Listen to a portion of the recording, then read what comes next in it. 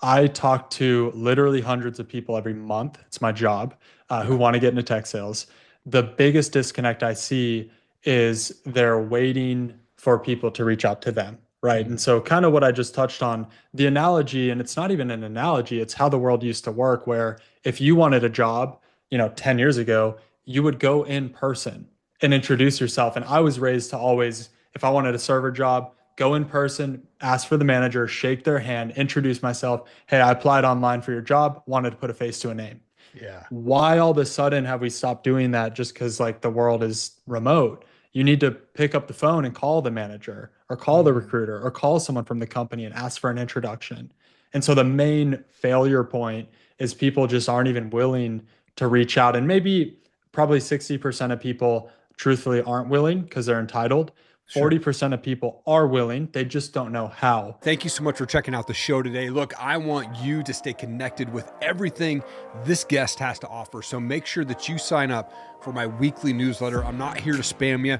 I'm here to just send you all the behind the scenes videos, shorts, reels from this week's guest, plus some other bonuses on there. So make sure that you hit connect below this video in the description or go to my website and sign up right there on the homepage, and I'll make sure that you stay in the loop.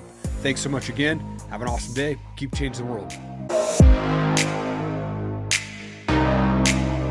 Jack, you're a husband, father, tech sales coach, where you help Christians launch $100,000 a year tech sales careers that expand the kingdom for Jesus, man. Being in tech most of my career, I'm excited. I'm honored to have you on, man. Thank you for your time, dude. Yeah, 1000%. Thanks for the opportunity.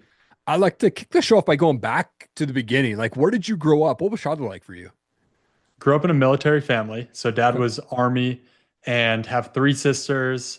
We moved around every 3 years. If anyone's done the military thing, they know that's kind of the requirement. Yeah. So got to live Florida, Virginia, Mexico City. I was a toddler, don't remember much, but I'm Wow. in a full sombrero outfit at one point. It's awesome. That's awesome. And then Vienna, Austria was the other really unique, cool place. Wow. Um, so yeah, grew up in a Christian home. Good patriotic Christian values. At the same time, if anyone's been in a military family, there's sacrifice there, and it's Sure. not just on the service member; it's on the family as well. So there was definitely some instability in our home growing up, where I knew God was real, and I really did. I think at that age have faith, but at the same time, seeing a lot of disunity in my home, it was hard to kind of reconcile the two. Like, okay, this God thing, we go to church, but then mom and dad are like fighting at home, and then Sure. eventually divorcing. So childhood was good all in all, but definitely some struggles that kind of shaped my teen years. Yeah. And I saw like you made a post, you spent some time in jail, right? Like you battled addictions and things like that. Being in jail is no fun. When I was 18, I had to go to jail. It was just for 24 hours, but it sucked for sure to be in Yeah, jail. I was a 145-pound like kid, the black and white chain gang outfit on, bright orange slippers, right? Like take me yeah, back to that pivotal moment in that jail cell when everything changed. Like what did Jesus say to your yeah. heart that sparked that transformation? That's exactly what it was. So in that jail cell, at this point, I had just gotten arrested for a DWI. I had pills in the car, open container, an Wow. eighth of pot. Like I was screwed. I was so done. And I was still high out of my mind going into the jail cell. So just like Sure. you, it was a 24-hour stint. And while I'm in this jail cell, my brain is like dead because of all the drugs. And I just remember standing with the bars, holding the bars, staring straight for the entire night that I was there. I Wow. did not move. And that was probably drugs. But what I distinctly remember and what really started to transform everything was this conversation with the Holy Spirit started. And at this time, I didn't really have much concept of like, oh, wait, God can actually speak to you. Yeah. So I knew it was God because it was so foreign to me what the experience was. And basically, he just said, hey, Jack, you've been living life your way. That's why you're in this jail cell. I've Mm. given you education, I've given you athletic ability, I've given you supportive relationships, but you're living life your way. If you live life for me, I'll give you a brand new life. Wow. And I was like, I will do anything to get out of this jail cell. And I truly believe in that moment is when in my heart, I had committed to following Jesus for real. Mm. Now, I was still addicted to drugs. So actually, the very Sure. next day, I go home, I'm smoking pot again. But the Holy Spirit started to get a hold of my heart, and that that sanctification, that transformation really started to take place a few days after. Wow. Man, it was so fun, like interesting. Like when I had to go to jail, I wasn't walking with the Lord, obviously, but I could bring one thing in, and I brought my dad's Bible, and I thought Wow. if I bring this Bible in, one, it'll keep me safe, and number two, God will forgive me, right? Like that was my thought process. And I Yeah. remember just going in there, and I just started reading from Genesis. Like I just sat there quietly, and unfortunately, it didn't really change me much. I was on a year probation, and still went back to basically I could have got hit for drug testing. So I just started drinking like crazy. And it Yeah. was about 7 years later that I actually finally woke up out of that and felt that sort of same Holy Spirit moment. Like, dude, you're going down a path that's going to kill you if you don't stop. Yep. Right. And, Yep. man, I'm 20 years sober now and, man, just been, on fire. But, I think when we give our lives to Jesus, it can bring about a lot of good change. But Mhm. how did your faith guide you as you rebuilt your life after addiction and going to jail? Yeah, I think the first thing I noticed coming out of drug addiction is, growing up in Christianity, like we did all the church things, but there was no real relationship. And a lot of people hear that all the time. Like, you don't need religion, you need relationship. But what it Right. actually means is like me as a drug addict, the reason I got addicted to drugs is because I was looking for this internal fulfillment, Mhm. right? And I did get it temporarily in drugs, in sexual encounters, even through good things like being good at football growing up, I got that itch scratched, Sure. but it never lasted. And so coming to Jesus for real and encountering him for real in a relationship, all of that like satisfaction I was looking for stuck. And I would wake up the next day and I would still have joy and peace. Mm. And that Yeah. was the first time ever that I realized, wait, I've been chasing all of this through drugs and through affirmation of other people. This thing isn't leaving me. Like the love of God doesn't leave me.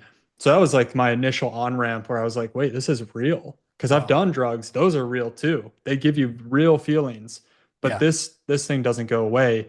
So that was the introduction. And at that point, I was all in because I Mm. was the typical, just like you, druggie to Jesus or jail to Jesus. Yeah. And I was like, man, if God wants me in a jail cell, how much more does he want everyone else? And how much more will he go to Hmm. to rescue everyone else? And so I just kind of got this big heart for like, yo, here's my story. I screwed up. Yeah. I want you to know Jesus though, because he changed everything for me.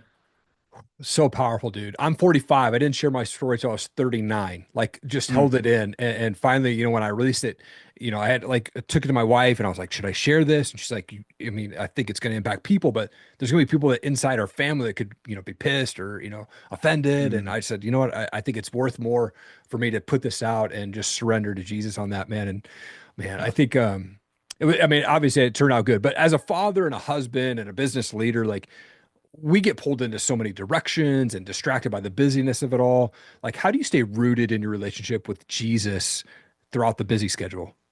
Man, I wish I could come back with like a A+ report on this. Right. It's freaking hard. I It mean, is. Yeah. one of the things that I've had to unpack over the past 2 years, so I just started my own business back in August, is I've had this altar of scarcity that Mm, I've built in my heart where I was under this belief that if I was not working, then there would be no provision and everything would fall apart. And so, in many ways, over the past 2 years, I've absolutely been walking with Jesus, like living life in the spirit. But, my worship has been directed to my bank account first thing in the morning. And then my schedule, I'm cheating on time with my wife, time in the gym, time with my kids, where I should be with them, but I'm working instead. mm, And so I would love to say, like, oh, I've been perfect. The reality is I've had to really check my heart with the Lord of I don't think God, I actually trust that you're going to provide for me. I don't think that you're actually going to come through because if I did, I'd be able to work hard, but I'd be able to rest at the end of the day, yeah. and I can't do that. Mm, So that has been a wrestle over the past 2 years, but within the past few months, I've definitely found freedom in actually walking in rest with God. And so mm. I think the reality is like on a practical level, you have to have your calendar dialed in. I mean, if I sent you a screenshot of my calendar, every slot is accounted for of That's everything I should awesome. be doing. Yeah. But on more of a spiritual level, it's remembering to feed your spirit every day. Like John 15 talks about abiding. And Yeah. just like fruit, if you cut fruit off the vine, it's going to be good for like a day, maybe two. But that Yeah. third day, it's not on the vine, it starts to spoil and rot. So I've been having to be very intentional about like, let me abide today. Let me make sure I'm tapping into my source of life because you are my provision, God. And Mm. if I don't remind myself of that daily, I go right back into the default of Jack, you need to provide because no one's going to come save you. Man, it's so true. As a dad, and I'm sole income provider for my family, right? So like I'm all about like if I'm not working, I'm not making the money, right? And so that's definitely I battle with that as well. And I'm a pretty early riser. I work East Coast hours, so I get up at 4 a.m. typically every day. And so it can be brutal sometimes to get up that early. But I had this pastor guy on my show a couple months back, and he said, I made this covenant with God that said, I am not going to look at my phone for emails or social media or anything until I've had my moment with God, until I've had my quiet time Mm. with God. And I was like, waking up and I'd be getting coffee and be looking at social media and my brain would go all over the place. But once I heard that, I was like, dude, I'm going to start implementing that. And that was a game changer for me was Mm. I just don't even look at my phone until I've had my quiet time with God, man. Sitting down with prayer and worship and reading my word, the Bible, like that was a game changer for me on that. That's Um, good. That's good. A similar one I've heard is some of my buddies won't eat till they've eaten from the word of God, oh, right? And that's sure. like another Yeah. reminder. That doesn't work for me because I drink coffee in the morning like you. Yeah. But I really like that. That's easy to implement. Yeah, it's good stuff, man. I want to get into what you do. Like you help Christians launch tech careers and sales. Like, what do you believe that the key qualities and values are that hiring managers are looking for in sales today?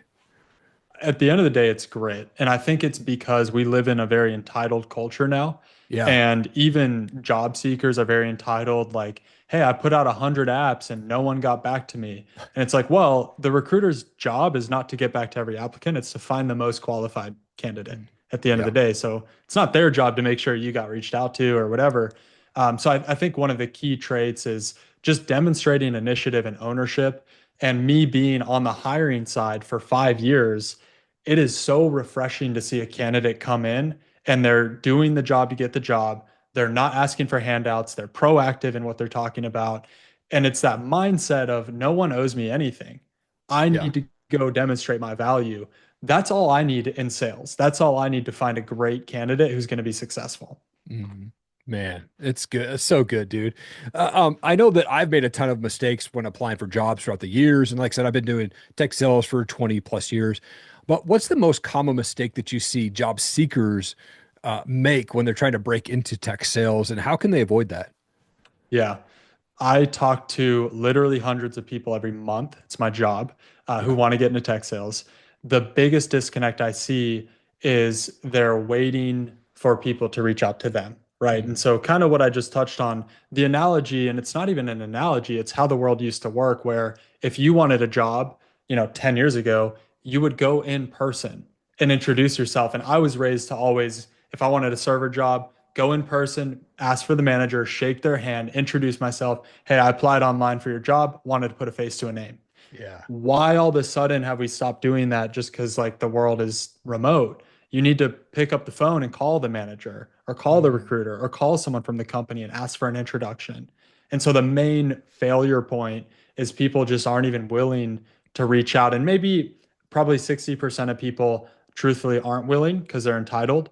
Sure. 40% of people are willing, they just don't know how. So what I do is I help people, give them the process, the tools, the resources to learn how to do the job to get the job. Mm. Oh, dude, that's so good. I love this, man. This is so good. This is going to impact so many people, man. Like for those people, like they just get content in their job. They feel like they can't do anything else. Like, what advice do you give folks that are just feeling like they're stuck in their current role, but they're hesitant to make that leap, especially into like maybe tech sales? I would first evaluate, do you really want it? Right? Mm. Because a lot of people are fine living like average lives, right? Yeah, And a lot of people are good being overweight. A lot of people are good, not providing enough for their family to be generous and be abundant living and all of that. So, do you actually really want it? Because most people will stop right there and be like, "No, I actually I'm kind of comfortable. I kind of like where I am." You have yeah, to want it so bad that you're willing to get very uncomfortable to make change, right? And so the approach I would take if I was in a job that I wanted to possibly transition out of is first I would consider like, hey, do I really want to do this? Because Jesus even says, what builder, when they go build a house, doesn't look at the materials and count the cost of what it's going to take to build the house? Yeah. And so count the costs. Like, do you actually want to make a transition? And if Mhm. you do, the second thing you need to do is go find a mentor. Go find someone in that space. Just talk to them. Offer to buy them a $5 virtual coffee, right? And the connections you form just through talking to people, that will fast track your success so far in terms of, getting familiar with what's required, how to interview well, how to meet people. Hey, my buddy's hiring. I want to introduce you. It's all about your network. Yeah. Oh, networks is huge, man. And I'm a big proponent of like telling people, look, get out of your comfort zone, go do like business meetups in town, virtual meetups, right? Like, and even podcasting that has opened the door for so many partnerships and collaborations. And some of my best friends today are folks that I've never met in person, but I've known for like 5 years just through podcasting, right? So I'm like, go Yeah. podcast and increase that network. I mean, I've gone on trips and met some crazy cool people all because of podcasting, right? Um, Yeah. I want to get into your group. You've got this group on school called Break into Tech Sales. You have over like almost 1,500 members in this group. This is awesome. Like, what are folks going to get, or what should they expect when they join this group? Yeah. So if you're someone out there, maybe you've been trying to get into tech sales, or you just hear about this career field that's fully remote, it's, 6 figures plus, but you don't know where to get started. That's what the group is for. Basically, I put all of my learnings, all of my teachings together into a free guide that literally shows you step by step. Hey, here's how you apply for jobs. Here's how you interview. Here are kind of the nuances between companies and the things you need to know. It's a step by step guide because tech sales has so radically transformed my life and where my family is today that I truly believe if more people knew about it and then knew how to do it, they would do it and they would see the same transformation. And so if you join the school group, yeah, you're going to get a free guide and you're going to get a community full of people that are trying to do the same thing. And it's really just about the blessing that I got through tech sales. I want to multiply that and expand that freely for people. Oh, that's awesome. When being on the recruiter side and being in sales yourself, do you see, is there a difference between like working for a startup in sales versus working for like an established bigger company, or is it just kind of grit both sides? It's grit no matter what, but there are pros and cons. So, pros of big established companies, you're going to get a lot of repeatability and you're going to get a lot of career development where Mhm. everything's so structured. They know exactly what they can afford from a budgetary standpoint. You're rarely going to deal with layoffs or anything like that. It's very secure. That's a pro. Con is the pay is going to be lower because they Mhm. know it. They know how to hire, they know how to train, and they know that you're plugging into something that's very sustainable. And so there's kind of a downside in terms of your pay, Yeah. where like the average big company is going to pay maybe 50 to 60K total, where a startup, they might pay you 100K to be one of the first sales reps on the team. However, there's so much risk there. There's Yeah. no systems, no processes built out, which in a way could be a pro for career development, where Sure. if you get into a startup early, you add value. 6 months later, hey, you've been sourcing all this pipeline. I want you to go start closing it and training the next group. Now you're an account executive 6 months into the role, but your company could not exist in 6 months. So Right. there's just these pros and cons. Yeah, It's so true, man. And I've worked for three different startups and gone through two acquisitions and gone through all the craziness, man, of those. And some were good and some were bad. And yeah, it started out as a business development rep for a startup of cloud security, and it was a new product. Like trying to book appointments for a new product to the market, right, is super tough. But yeah. luckily, did really well on that. Was able to move up in that company there. As I was looking at your resume and on LinkedIn, like you're the founder of a company called Call Blitz, which looks like an awesome platform. Like, what is Call Blitz, and what are the benefits of having that platform in place? Yeah. So for these outbound sales teams, they're making cold calls. What happened before COVID is everyone was in the office together, cold calling together. Yeah, And the best way to coach and learn and collaborate is going to be in person. It's just how it is. Like elbow to elbow with someone, you're going to be able to listen to their calls all day, hear their tone, hear their reactions. It's the best way to learn. But middle of COVID, we're all remote now. I'm running an outbound sales team. we're trying to use Zoom and Teams and all these video platforms to simulate that environment. It just isn't built for it though. It doesn't work. So Right. Callblitz is basically Zoom for cold calling. So if you've got a remote sales team out there and you guys are trying to call and collaborate, learn from each other, get live coaching, Callblitz is a platform to do that. Come on. Oh, dude, that's so needed as well, man, especially in this world of remote working and things like that. What are you most excited about right now? Like what's coming up like big for you in 2025, man? Wow. Um, I didn't want to share this, but I'm going to, and it's going to hold me accountable. Okay, come on. So, and I'm not even like one of these guys who's like, oh, I want to write a book, but the Yeah. Lord told me I was going to write a book this year, and I've already Okay. started it. Come on. And it's wild because I told him like I don't have time to write a book, so if it's going to get written, you're going to have to write it. And Yeah. it's just so cool to see how he's been doing that, where I get these random inspiration spurts of like, go write this, go put this voice memo down. Yeah. And it's starting to come together. I mean, we're at almost the end of January, and I feel like I've already got the skeleton together of what this thing's supposed to look like. So that's like one of the big things. Come But on. I'm also only 5 months into my new coaching business, and things have been taken off. So I'm just very excited to see how the Lord's going to continue to multiply that. Love that, man. Yeah, book writing is interesting. I wrote a book in 2021, didn't put it out. I scratched the whole thing and rewrote it this last year, right? Like and got through. I'm just finalizing the last part of the editing and then gonna pass it off to my wife to do a little quick review to make sure I'm not Smart doing too man. much wrong stuff in there and then get that thing out hopefully by the summer. But man, I've learned a lot just like spending time in prayer for with God and just saying, all right, man, what do you want me to put in this thing, right? I just kind of felt like this push from Him. Man, that's awesome. Beautiful. I'm a big music guy, so I've asked to finish the show by asking the question, like, what kind of music do you listen to? Do you have a favorite band that you like to listen to? Oh man. Okay, I'll give you two answers here. So for the believers out there, anything spontaneous just gets me in the zone. So spontaneous worship, upper room is a huge one, MBL worship. These are the ones that go like 15 minutes, 20 minutes, and you're just Yeah, like, when does this song end? But totally. you're just in worship and it's amazing. So Yeah, highly recommend spontaneous worship.